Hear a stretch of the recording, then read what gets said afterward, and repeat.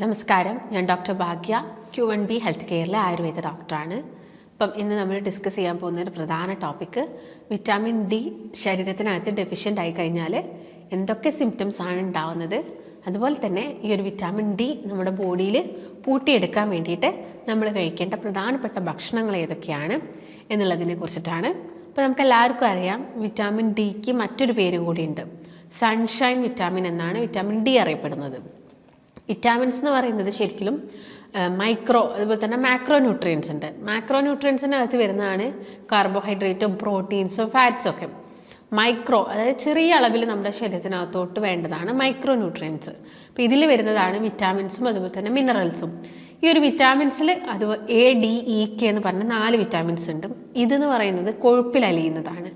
BNC ഉണ്ട്. ഇതെന്ന് പറയുന്നത് ഫാറ്റിൽ അഥവാ കൊഴുപ്പിൽ അലിയേണ്ടതാണ് ADEK.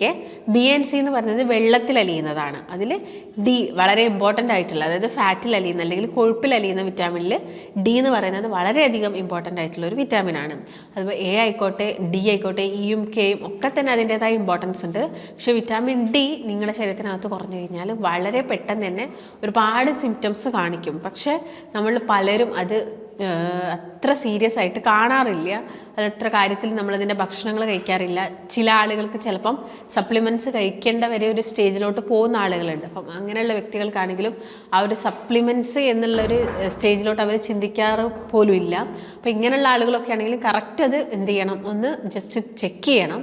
അപ്പം ചെറിയ രീതിയിലൊക്കെ, അപ്പോൾ ഇന്നത്തെ ഒരു സമൂഹം എടുത്ത് നോക്കുകയാണെങ്കിൽ എല്ലാവർക്കും തന്നെ ചെറിയൊരു രീതിയിൽ വിറ്റാമിൻ ഡിൻ്റെ കുറവുണ്ടായിരിക്കാം. അപ്പം അത് കരുതിയിട്ട് നമുക്കിത് എപ്പോഴും പോയിട്ട് ചെക്ക് ചെയ്യേണ്ട ഒരു ആവശ്യകതയില്ല. കാരണം വിറ്റാമിൻ ഡി ഒരു ടെസ്റ്റ് ചെയ്യണമെങ്കിൽ തന്നെ അത്യാവശ്യം നല്ലൊരു റേറ്റും കാര്യങ്ങളൊക്കെ വരുന്നുണ്ട്. അപ്പം വിറ്റാമിൻ ഡി കുറയുന്നുണ്ടോ, അല്ലെങ്കിൽ ഭക്ഷണം കഴിച്ച് കഴിഞ്ഞിട്ട് അത് കൂടിയോ, അപ്പം ചെറിയ രീതിയിലേ കൂടിയിട്ടുള്ളൂ, അപ്പോൾ വീണ്ടും കൂടിയോ, ഇങ്ങനെ ചെക്ക് ചെയ്യുകയാണെങ്കിൽ നമ്മൾ ഒരുപാട് സമയം ഇത് പോയിട്ട് ചെക്ക് ചെയ്യേണ്ടി വരും. അപ്പം അതിൻ്റെ ഒരു ആവശ്യകതയില്ല. അതിന് പകരമായിട്ട് നിങ്ങൾ അത് റിച്ച് ആയിട്ടുള്ള ഭക്ഷണങ്ങൾ കഴിക്കാം. അപ്പോൾ ഞാൻ പറഞ്ഞല്ലോ, ഇതിനൊരു പേരും കൂടിയുണ്ട്, സൺഷൈൻ വിറ്റാമിൻ എന്നാണ് ഇതിനെ വിളിക്കുന്നത്. സൺഷൈൻ വിറ്റാമിൻ എന്ന് വിളിക്കുന്നതിൻ്റെ ഒരു പ്രധാനപ്പെട്ട റീസൺ എന്ന് വെച്ച് കഴിഞ്ഞാൽ, ഈ വിറ്റാമിൻ ഡി നമുക്ക് കിട്ടുന്നത് ഒരു പ്രധാന പങ്ക് വഹിക്കുന്നതാണ് സൺ എന്ന് പറയുന്നത്, സൂര്യപ്രകാശം. നമുക്ക് കിട്ടുന്ന സൂര്യപ്രകാശത്തിൽ നിന്നും നമ്മുടെ ബോഡിയിലോട്ട് വിറ്റാമിൻ ഡി കിട്ടുന്നുണ്ട്. ഈ ഒരു വിറ്റാമിൻ ഡി നമ്മുടെ സ്കിന്നിൽ വന്ന് ചേരുമ്പം അത് കൺവേർട്ടായി പോവുകയാണ് ചെയ്യുന്നത്. അപ്പം നിങ്ങൾ സൂര്യപ്രകാശം എന്ന് പറയുമ്പോൾ നമ്മൾ പലരും ചെയ്യുന്നൊരു മിസ്റ്റേക്സ് ഉണ്ട്. രാവിലെ എണീറ്റ് നടന്നാൽ മതി. അപ്പം 2 ഗുണങ്ങൾ. ഒന്ന്, നമുക്ക് നടത്തം ആവുന്നുണ്ട്, അതുപോലെ തന്നെ നല്ല രീതിയിൽ വിറ്റാമിൻ ഡി കൂടുമെന്ന് പറയും. അപ്പോൾ രാവിലെ എന്ന് പറയുമ്പോൾ ഈ ഒരു 6, 7, 8 o'clock ആ ഒരു സമയത്ത്, അല്ലെങ്കിൽ ഒരു 9 മണി എന്നൊക്കെ പറയുമ്പോൾ ആ സമയത്തുള്ളത് ഒരു ഇളം വെയിലാണ്. അപ്പം ആ ഒരു ഇളം വെയിൽ കൊള്ളുന്നത് കൊണ്ട് അത്രത്തോളം വലിയ ഗുണങ്ങളില്ല. ശരിക്കും പറയുകയാണെങ്കിൽ ഈ ഒരു വിറ്റാമിൻ ഡി നമ്മുടെ ബോഡിയിലേക്ക് കൂടുതലായിട്ട് കിട്ടുന്നത് ഒരു 10 മണിക്കും അതുപോലെ തന്നെ ഉച്ചയ്ക്ക് ഒരു 2 മണിക്കും ഈ ഒരു സമയത്തിൻ്റെ ഇടയിലായിട്ടുള്ള വെയിൽ നിങ്ങൾ കൊള്ളുന്നുണ്ടെങ്കിലാണ് നമ്മുടെ ബോഡിയിലേക്ക് നല്ല രീതിയിൽ വിറ്റാമിൻ ഡി കിട്ടുന്നത്. അപ്പം ബോഡിയിൽ വിറ്റാമിൻ ഡി കിട്ടണം എന്ന് കരുതിയിട്ട് നമ്മൾ നല്ല പൊള്ളുന്ന വെയിലിൽ പോയിട്ട് കംപ്ലീറ്റ് ആയിട്ട് നിൽക്കേണ്ട ഒരു ആവശ്യകതയില്ല. നമ്മുടെ കൈകാലുകളിലേക്കുള്ള അബ്സോർപ്ഷൻ, അതായത് നമ്മുടെ കൈകാലുകളിലൂടെ ഇതിൻ്റെ അബ്സോർപ്ഷൻ നമുക്ക് കൂട്ടിയെടുക്കാൻ വേണ്ടിയിട്ട് സാധിക്കും. അതുകൊണ്ട് കൈയും കാലും നന്നായിട്ട് വെയിലത്ത് വെക്കാം, അല്ലെങ്കിൽ വെയിൽ കൊള്ളിക്കുക. അതും ഒരു 20 minutes ഒക്കെ നിങ്ങൾ എന്ത് ചെയ്താൽ മതി, ഒരു വെയിൽ കൊള്ളിക്കണം. അപ്പം പലർക്കും സംശയമുണ്ട്, എത്ര സമയം നമ്മൾ വെയിൽ കൊള്ളിക്കേണ്ട ആവശ്യകത ഉണ്ട് എന്നുള്ളൊരു ഡൗട്ട് പലർക്കും വരാറുണ്ട്. അപ്പം അരമണിക്കൂർ മുതൽ ആണ് നമ്മൾ പറയുന്നത്. അപ്പം മാക്സിമം നമുക്ക് എത്രത്തോളം വെയിലത്തിരിക്കുക, അല്ലെങ്കിൽ കൈകാലുകൾക്ക് വെയിൽ കൊള്ളുക എന്ന് പറയുമ്പോൾ നമുക്ക് അരമണിക്കൂറൊക്കെ പറ്റുള്ളൂ.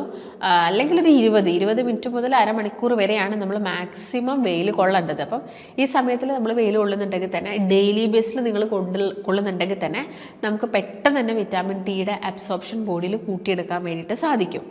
അതുപോലെ തന്നെ വിറ്റാമിൻ ഡി നമുക്കറിയാം ഒരുപാട് ഭക്ഷണത്തിലൂടെ തന്നെ നമ്മുടെ ശരീരത്തിന് കിട്ടുന്നുണ്ട്. അപ്പോൾ വിറ്റാമിൻ ഡിൻ്റെ ഒരു പ്രധാനപ്പെട്ട ഫങ്ഷൻസ് എടുത്ത് നോക്കുന്ന സമയത്ത് നമുക്ക് പറയാൻ പറ്റുന്ന 2 കാര്യങ്ങൾ എന്ന് പറയുന്നത്, ഒന്ന് കാൽഷ്യത്തിൻ്റെയും അതുപോലെ തന്നെ ഫോസ്ഫറസിൻ്റെയും ഒക്കെ അബ്സോർപ്ഷന് ഇത് ഹെൽപ്പ് ചെയ്യുന്നുണ്ട്. നമ്മുടെ ബോഡിയിൽ കാൽഷ്യവും ഫോസ്ഫറസും വേണം പല്ലിൻ്റെയും എല്ലിൻ്റെയും മുടിയുടെയും ഒക്കെ ആരോഗ്യത്തിന്. അപ്പോൾ ഇതിനൊക്കെ എന്ത് വേണം, കാൽഷ്യം വേണം. ഈ കാൽഷ്യത്തിനെ നമ്മുടെ ഭക്ഷണത്തിൽ നിന്ന് അതിൻ്റെ ഡൈജഷനൊക്കെ കഴിഞ്ഞിട്ട് കാൽഷ്യത്തിനെ നമ്മുടെ ശരീരത്തിലോട്ട് അബ്സോർബ് ചെയ്തിട്ട് എല്ലിലും പല്ലിലും ഒക്കെ കൊണ്ടുപോയിട്ട് ഡെപ്പോസിറ്റ് ചെയ്യാനും ഹെൽപ്പ് ചെയ്യുന്ന ഒരാളെന്ന് പറയുന്നത് വിറ്റാമിൻ ഡി ആണ്. അപ്പോൾ വിറ്റാമിൻ ഡി എന്ന് പറയുന്നത് വളരെയധികം അനിവാര്യമായിട്ടുള്ളൊരു വിറ്റാമിനാണ്. അത് കൃത്യമായിട്ടുള്ള അളവിൽ തന്നെ നിങ്ങളുടെ ശരീരത്തിന് വേണം.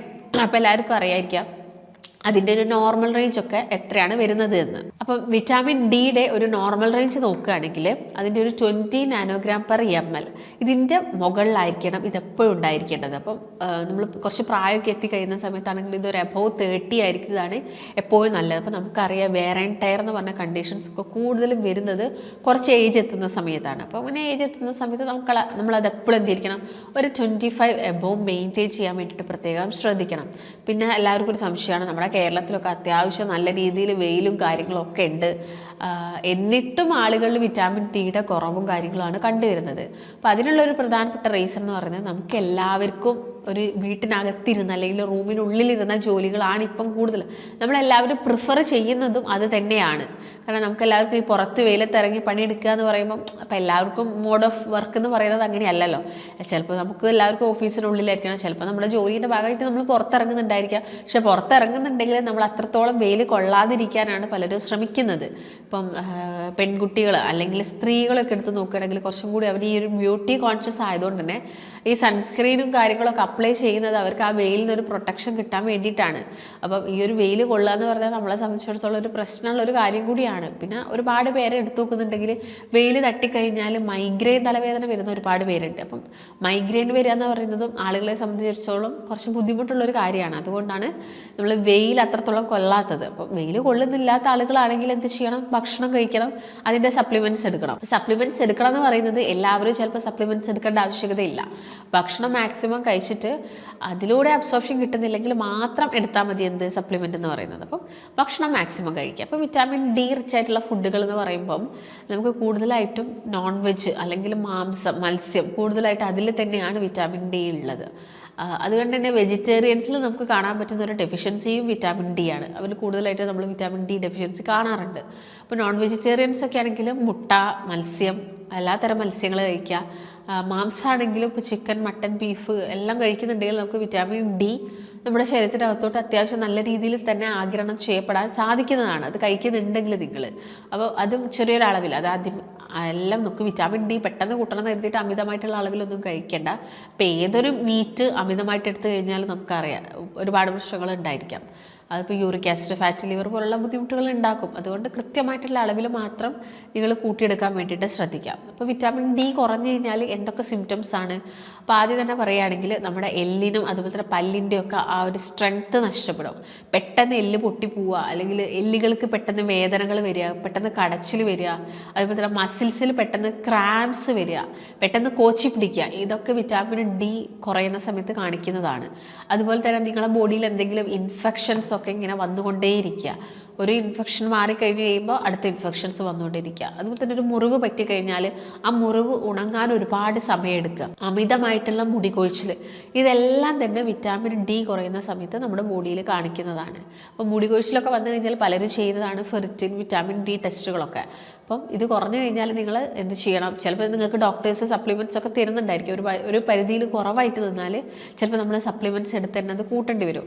അല്ലാത്ത പക്ഷേ ഇപ്പോൾ നോർമലി നമുക്ക് ഈ സിംറ്റംസ് ഒക്കെ വരുന്നുണ്ടെങ്കിൽ നമുക്ക് ചിന്തിക്കാവുന്നതേ ഉള്ളൂ വിറ്റാമിൻ ഡി കുറവായിരിക്കാം ബോഡിയിൽ. അപ്പോൾ നമ്മൾ എന്തിരിക്കണം, അത് റിച്ച് ആയിട്ടുള്ള ഞാൻ നേരത്തെ പറഞ്ഞ ഭക്ഷണങ്ങൾ, പാലുൽപ്പന്നങ്ങൾ കഴിക്കുക, നട്ട്സുകൾ കഴിക്കുക, ബദാം, കാഷ്യൂ നട്ട്, എല്ലാവിധ നട്ട്സുകളും നിങ്ങളുടെ ശരീരത്തിലെടുക്കുക. എള്ളുകൾ കൂടുതലായിട്ട് നന്നായിട്ട് കഴിക്കാൻ വേണ്ടിയിട്ട് പ്രത്യേകം ശ്രദ്ധിക്കുക. വെള്ളക്കടല കിട്ടുന്നുണ്ടെങ്കിൽ അത് കഴിക്കുക. നമുക്ക് കൂൺ കിട്ടുന്ന, ഇപ്പം അത് ഓൾറെഡി നമുക്ക് സ്റ്റോർ ചെയ്തിട്ട് കിട്ടുന്നുണ്ട് കൂണുകളൊക്കെ. അപ്പോൾ കൂണൊക്കെ കിട്ടുന്നത്, അഥവാ മഷ്റൂം കിട്ടുന്നുണ്ടെങ്കിൽ അത് നിങ്ങളുടെ ഭക്ഷണത്തിനകത്ത് മാക്സിമം ഉൾപ്പെടുത്തുക. നമുക്കറിയാം വിറ്റാമിൻ ഡി കുറഞ്ഞു കഴിഞ്ഞാൽ ഡിപ്രഷൻ പോലെയുള്ള പ്രശ്നങ്ങൾ വരെ, നമുക്ക് മൈൻഡ് വരെ നമുക്ക് പിടിച്ചാൽ കിട്ടാത്തൊരു സ്റ്റേജിലോട്ട് പോകും. അതുപോലെ നമ്മൾ അറിയാതെയാണ് നടക്കുന്നത്. അതൊക്കെ ഈ ഒരു വിറ്റാമിൻ ഡി കുറയുന്നതുകൊണ്ടാണ്. അപ്പോൾ നിങ്ങൾക്ക് ഇങ്ങനത്തുള്ള നല്ല ബുദ്ധിമുട്ടുകളൊക്കെ വന്നിട്ടുണ്ടെങ്കിൽ ഒന്ന് ഭക്ഷണമൊക്കെ കഴിച്ച് നോക്കുക. എന്നിട്ടും ശരിയാവുന്നില്ലെങ്കിൽ ഒന്ന് ജസ്റ്റ് ടെസ്റ്റ് ചെയ്ത് നോക്കുക. ടെസ്റ്റ് ചെയ്ത് നോക്കിയിട്ട് അതിലെന്തെങ്കിലും വേരിയേഷൻ ഉണ്ടെങ്കിൽ ഒരു ഡോക്ടറെ കാണിക്കുക. അതിന് വേണ്ടിയിട്ടുള്ള കാര്യങ്ങളൊക്കെ അവർ പറഞ്ഞു തരുന്നതായിരിക്കും. അത് കൃത്യമായിട്ട് ഫോളോ ചെയ്യുകയാണെങ്കിൽ നമുക്ക് വളരെ ഈസി ആയിട്ട് തന്നെ വിറ്റാമിൻ ഡി കൂട്ടിയെടുക്കാൻ സാധിക്കുന്നതാണ്.